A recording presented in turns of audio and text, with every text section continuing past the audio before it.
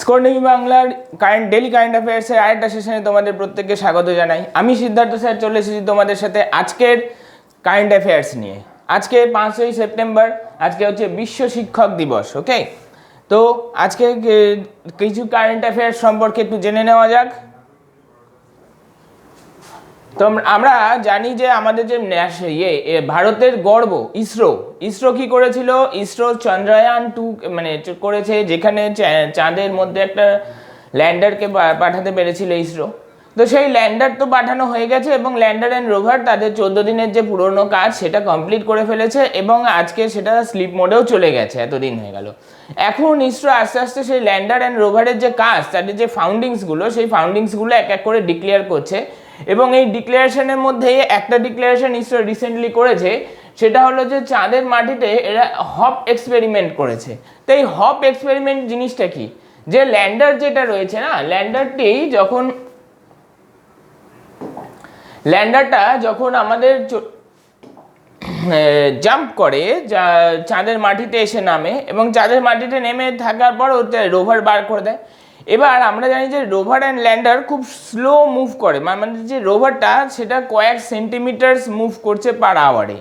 তো ইসরো কি করেছিল, এই ল্যান্ডারকে একটা জাম্প করিয়েছিল, ল্যান্ডারকে আবার একবার রেস করিয়ে 30 to 40 সেন্টিমিটার ডিস্টেন্সে গিয়ে আবার একটা সফট ল্যান্ডিং করিয়েছিল এবং এটা বলতে গেলে একটা গ্রাউন্ড ব্রেকিং এক্সপেরিমেন্ট। কেন গ্রাউন্ড ব্রেকিং এক্সপেরিমেন্ট, তার কারণটা হচ্ছে এই যে হপ এক্সপেরিমেন্টের ফলে আমরা দেখতে পেলাম যে ইসরো বলছে যে এই জিনিসটা দুবার করে ল্যান্ডিং করতে সক্ষম হলো, অর্থাৎ এর পরবর্তীতে আমরা যদি একটু দূরে বা এক জায়গায় ল্যান্ড করলাম এবং তার কিছু দূর পরে আবার এক জায়গায় আমি যাব, আবার এক জায়গায় যাব, তো এই হপ এক্সপেরিমেন্টের মধ্যে দিয়ে মানে হপিংয়ের মধ্যে দিয়ে কিন্তু খুব ফাস্ট আমরা চাঁদের মাটিতে মুভ করতে পারি, এই একটা। আর দ্বিতীয়টা হচ্ছে যে আমরা যে চাঁদের থেকে অ্যাস্ট্রোনটসকে আবার ফিরিয়ে আনা বা বিভিন্ন ধরনের এক্সপেরিমেন্টের জন্য কিন্তু এই হপ এক্সপেরিমেন্ট একটি খুব গুরুত্বপূর্ণ অংশ ইসরোর এক্সপেরিমেন্টের মধ্যে।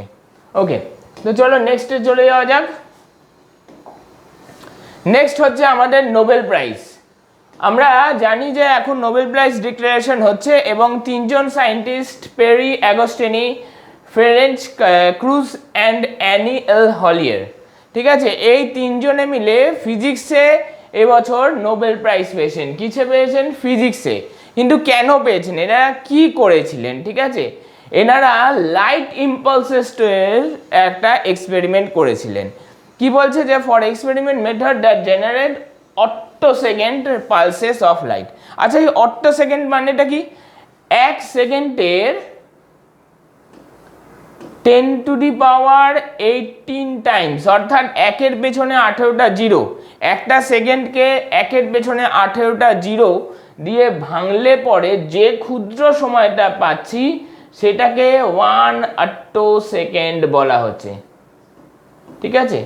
এবং এই ক্ষুদ্র সময়ের পালসেস তৈরি করতে সক্ষম হয়েছিলেন তারা, তাই জন্য কিন্তু তারা এবার নোবেল প্রাইজ জিতছেন 1 অট্টোসেকেন্ড, ঠিক আছে।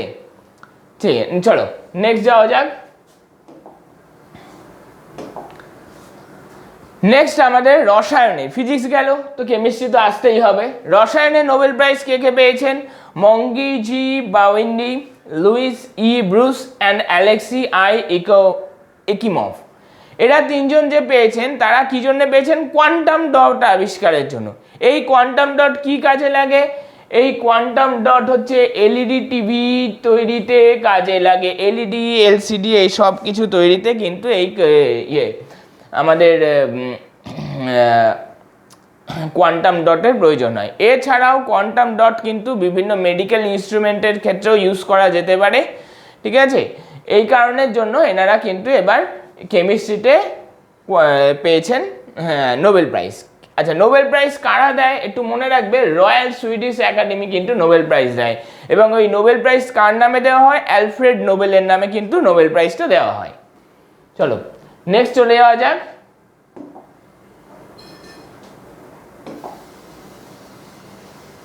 এবার ফিজিক্স গেল, কেমিস্ট্রি গেল, মেডিকেল তো আসতেই হবে।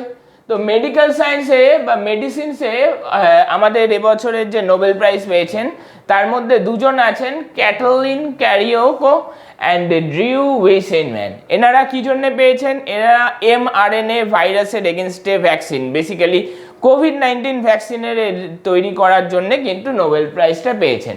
এবং এখানে একটা মজার কথা বলি, এই যে ক্যাটলিন ক্যারিওকো, তাকে কিন্তু 10 বছর আগে একটা সময় চাকরি থেকে বরখাস্ত করে দেওয়া হয়েছিল যে তিনি ঠিকমতো কাজ করতে পারছেন না। সেই মানুষ কতটা কামব্যাক করেছে তোমরা দেখতে পাচ্ছ, যে তিনি আজকে 10 বছর পর সেই যখন তাকে রিটায়ার করে দেওয়া হলো 58 এজে, তার থেকে 10 বছর পর তিনি কিন্তু হাল ছাড়েননি এবং করোনার মতো একটা বড় ভাইরাসের, মানে করোনার মতো একটা ক্ষতিকর এবং কঠিন ভাইরাসের ভ্যাকসিন আবিষ্কার করে তিনি কিন্তু কামব্যাক করলেন নোবেল প্রাইজ জিতে। ওকে, তো চলো নেক্সট এগোনো যাক। তো এবার এশিয়ান গেমস এবং আমাদের ভারতের গর্ব নীরজ চোপড়া, সে আবার এশিয়ান গেমসে কিন্তু সোনা জিতলো জ্যাভলিন থ্রোয়িংয়ে, এবং তার জ্যাভলিন থ্রোয়িংটা এবার ছিল হচ্ছে 88.88 মিটার। ওকে, 88.88 মিটার ডিস্টেন্সে জ্যাভলিন ছুড়ে আবার করে এশিয়ান গেমসে সোনা জিতলেন আমাদের নীরজ চোপড়া। এছাড়াও রূপো জিতলেন, রূপোটাও ভারতেরই এলো। কে জিতলেন? ওড়িশার কিশোর জেনা।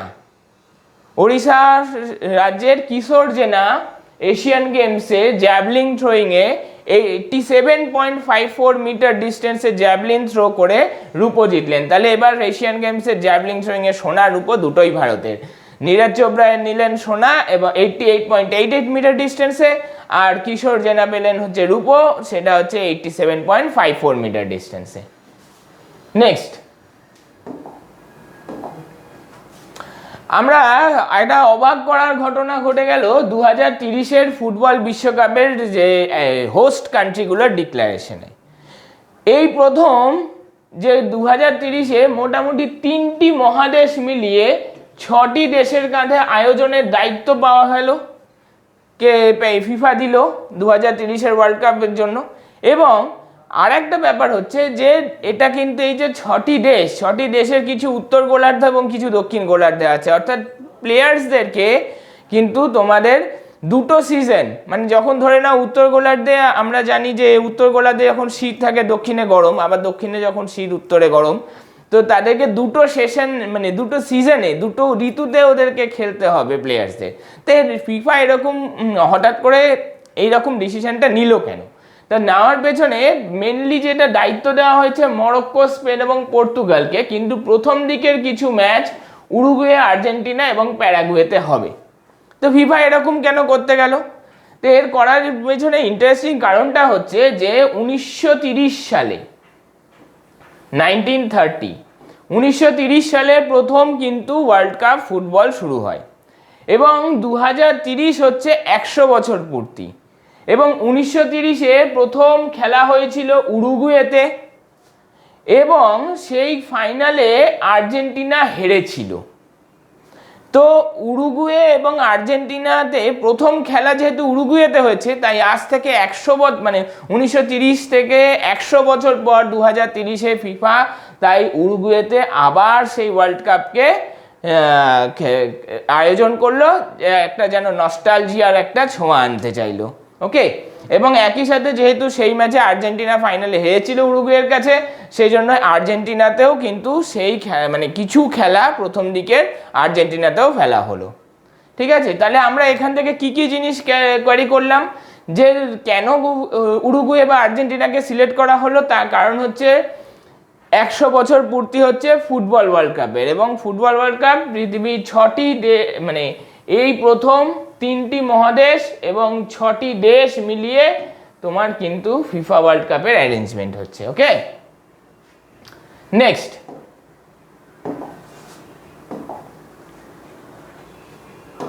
The union ministry of education, শর্টে MOE, এরা কি করেছে, উম্মিদ বলে একটা প্রজেক্ট লঞ্চ করছে। মানে ড্রাফট হয়েছে, এখনো প্রজেক্টটা লঞ্চ হয়নি, প্রজেক্টের ড্রাফট হয়েছে। এই উম্মিদের টার্গেটটা কি, বিভিন্ন স্কুল কলেজে প্রচুর পরিমাণ স্টুডেন্ট, প্রচুর বলা ভুল হবে কিন্তু বেশ সংখ্যকই আছে, তারা বিভিন্ন রকম প্রেশারাইজড হয়ে বা কোনো রকমভাবে নিজের জীবনে বেঁচে থাকার ইচ্ছাটা হারিয়ে ফেলে এবং সুইসাইড করে ফেলে। এই ঘটনাটা কমানোর জন্যেই এই উম্মিদ প্রজেক্টটার একটা ড্রাফট করা হয়েছে, প্রজেক্টটা আনার চেষ্টা চলছে। এই উম্মিদের ফুল ফর্মটা কি হচ্ছে? Understand, motivate, manage, emphasize, empower and develop. এই যে ছটা চিন্তা ভাবনাকে নিয়ে উম্মিদ নামক একখানা প্রজেক্ট গভর্নমেন্ট আনছে। সে কোন government? The ministry of education. Okay, এর টার্গেটটা কি থাকছে? এর টার্গেটটা থাকছে যে বিভিন্ন স্কুল কলেজে যে সুইসাইড রেটিংটা আছে সেটাকে কমানো এবং স্টুডেন্টদেরকে কোনোভাবে তারা যদি ওই ধরনের মানসিকতার মধ্যে আসে তাহলে তাদেরকে মোটিভেট করা, তাদের সমস্যাগুলোকে বোঝা এবং যা যা প্রবলেমস আছে সেগুলোকে সলভ করা। ঠিক আছে, তাহলে মোটামুটি আজকে অবধি তো আমাদের এই কটাই আপডেটেড রয়েছে। এছাড়া অনেক থাকে, সেগুলো রোজ রোজ আমরা তোমাদের সামনে আনতে থাকছি। আশা করি আগামীকাল আবার আসবো এবং এইভাবেই চলতে থাকবে আমাদের ডেলি কারেন্ট অ্যাফেয়ার্সের সেশনস। তোমাদের কেমন লাগছে তোমরা কমেন্ট সেকশনে অবশ্যই বলবে। স্কোরডেমির সাথে যুক্ত থাকো, এখন পড়া হবে সহজ।